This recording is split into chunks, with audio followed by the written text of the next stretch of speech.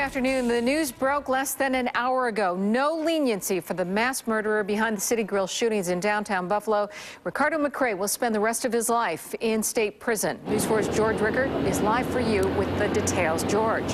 Yeah, the sentence is life without parole. Really no surprise to a lot of people, but a big relief for the families who crowded the courtroom. The families of 8 people shot by Ricardo McCray. 4 of those victims died. Erie County Court Judge Sheila DeTullio said, quote, "You're a thug and a murderer. You have no conscience. You take a life, you get life." On his behalf, Ricardo McCray said, quote, "My heart goes out to the family, but I am not the shooter, and God knows I'm not the shooter. So that's all that matters to me," unquote.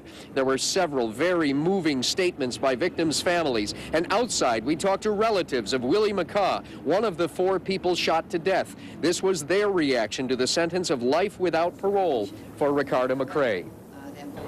I feel that he got exactly what he deserved, although there's no sentence that, can take the pain away. But he got exactly what he deserved. Like he said, what he say? You live by the sword, you die by the sword, you reap what you sow. He reap what he sow. He had one and brief more. statement, his one statement saying, "God knows I didn't do it," and that's all. And that's all what matters. No remorse. He doesn't care. He doesn't care. He's a cold-hearted killer. That's exactly what he is. And like the Now, coming up at 5 and 6, we will hear some very moving statements that were made in court by victims' family. We will hear from DA Frank Sedita, and also what came out in court today.